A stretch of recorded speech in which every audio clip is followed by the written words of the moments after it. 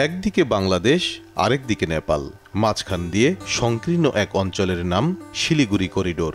আবার জায়গাটির খুব কাছেই রয়েছে ভুটান ও চীনের সীমান্ত, যে কারণে করিডোরটি এই 4 দেশের মাঝখানে পড়েছে।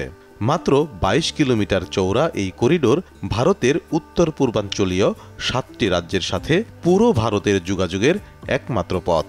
ছোট্ট এই এলাকাটি কখনো শত্রুর দখলে গেলে 7টি রাজ্যের সাথে যোগাযোগ বন্ধ হয়ে যাবে নয়াদিল্লির। তাই এই করিডোরটি কৌশলগত দিক থেকে অনেক গুরুত্বপূর্ণ। আকৃতিগত কারণে এটি পরিচিতি পেয়েছে চিকেন নেক বা মুরগির গলা হিসেবে। ভারতের পশ্চিমবঙ্গ জেলার উত্তরাঞ্চলীয় শিলিগুড়ি শহরের কাছের একটি এলাকা এই শিলিগুড়ি করিডোর। বাংলাদেশের সর্ব উত্তরের এলাকা তেঁতুলিয়া আর নেপালের ভদ্রপুরের মাঝখানের সংকীর্ণ জায়গাটুকুই এই করিডোর। এখানে বাংলাদেশ থেকে নেপালের দূরত্ব মাত্র 22 কিলোমিটার। মাঝখানের এই জায়গাটুকু ভারতের ভূখণ্ড। এই এলাকাটির দৈর্ঘ্য 60 কিলোমিটার আর প্রস্থে 22 কিলোমিটার মাত্র। এত ছোট একটি জায়গার উপর দিয়েই ভারতকে তার উত্তর পূর্বাঞ্চলীয় রাজ্যগুলোর সাথে যোগাযোগ রক্ষা করতে হয়। মিজোরাম, ত্রিপুরা, নাগাল্যান্ড, আসাম, মেঘালয়, মণিপুর ও সিকিমের সাথে ভারতের অবশিষ্ট অঞ্চলের যোগাযোগের একমাত্র পথ এটি। এখান দিয়ে একটি সড়ক ও রেলপথ চলে গেছে উত্তর পূর্বাঞ্চলে। এই পথেই অঞ্চলটির সাথে বাণিজ্যিক, সামরিক সহ সব রকমের যোগাযোগ চালাতে হয় ভারতকে।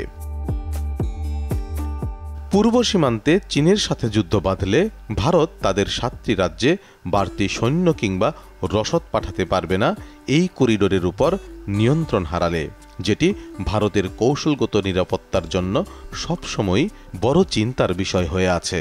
ভারতীয় সেনাবাহিনীও এই কারণে এই করিডোরকে বিশেষ গুরুত্ব দিয়ে থাকে।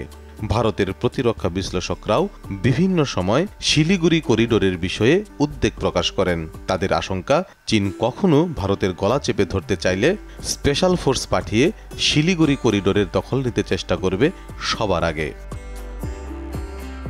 ভারতের উত্তর পূর্বাঞ্চলীয় রাজ্যগুলোতে জনসংখ্যা 50 মিলিয়নের আশেপাশে। তাদের একটি বড় অংশ ভাষা, সংস্কৃতি ও আচরণগত দিক থেকে প্রতিবেশী দেশগুলোর সাথে সম্পর্কিত।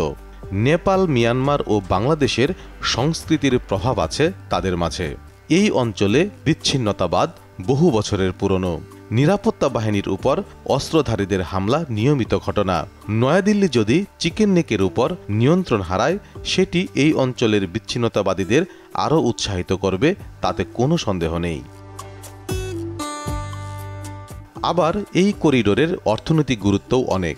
দার্জিলিংয়ের চা ও কাঠ শিল্প ভারতের অর্থনীতিতে বড় ভূমিকা পালন করে। দার্জিলিংয়ের চায়ের যেমন খ্যাতি আছে পৃথিবীব্যাপী, তেমনি এর আছে অর্থনৈতিক গুরুত্ব।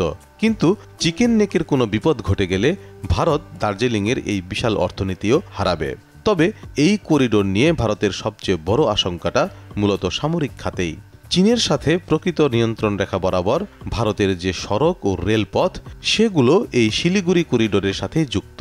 ওই অঞ্চলে কোনো সামরিক সহযোগিতা পাঠাতে হলেও ভারতকে এই করিডোরের উপর নির্ভর করতে হয়। এই করিডোরের উত্তর দিকের অংশটা একসময় সিকিম নামে একটি স্বাধীন দেশ ছিল। সিকিমের 3 দিকে নেপাল, ভুটান ও চীন। 1975 সালে সিকিম ভারতের অংশ হয়ে যাওয়ার পর ভারত অনেকটা সুবিধা পেয়েছে শিলিগুড়ি করিডোর নিয়ে। তবু পুরোপুরি দুশ্চিন্তা মুক্ত হতে পারছে না ভারত এই শিলিগুড়ি করিডোর নিয়ে। এর কারণ, শিলিগুড়ি করিডোর থেকে তিব্বতের চুম্বাই উপত্যকার দূরত্ব মাত্র 130 কিলোমিটার, যেখানে মোতায়েন আছে চীন সেনাবাহিনীর বিশাল বহর। যে কারণে চিকেন নেক নিয়ে ভারতের উদ্বেগ ক্রমশই বাড়ছে। শিলিগুড়ি করিডোরের 2 পাশের 2টি দেশ হল নেপাল ও বাংলাদেশ। এই 2টি দেশের সাথেও ক্রমশ সম্পর্ক জোরদার করছে চীন। দক্ষিণ এশিয়ার বিভিন্ন দেশে গত 1 দশকে ভারত ও চীনের মধ্যে প্রভাব বিস্তারের যে লড়াই চলছে, তাতে চীন বড় ব্যবধানে এগিয়ে গিয়েছে। শিলিগুড়ি করিডোরের দুর্বলতার কারণেই ভারত এটিকে গুরুত্বের সাথে নিচ্ছে, তাতে কোনো সন্দেহ নেই। ভারতীয় প্রতিরক্ষা নীতি নির্ধারকরাও জানেন তাদের জন্য কত বড় একটি দুর্বলতা এই করিডোর, যে কারণে অঞ্চলটিতে সবসময় কড়া নিরাপত্তা ব্যবস্থা থাকে। ভারতীয় সেনাবাহিনী ছাড়াও আসাম রাইফেলস, বিএসএফ এবং পশ্চিমবঙ্গ পুলিশ এলাকাটির নিরাপত্তায় সর্বোচ্চ গুরুত্ব দেয়। তবু এই করিডোর নিয়ে তারা নিশ্চিন্ত হতে পারছে না, কারণ কৌশলগত দিক থেকে জায়গাটি এতটাই ভঙ্গুর যে শত্রুর প্রথম আঘাত আসতে পারে এই করিডোরের উপরেই।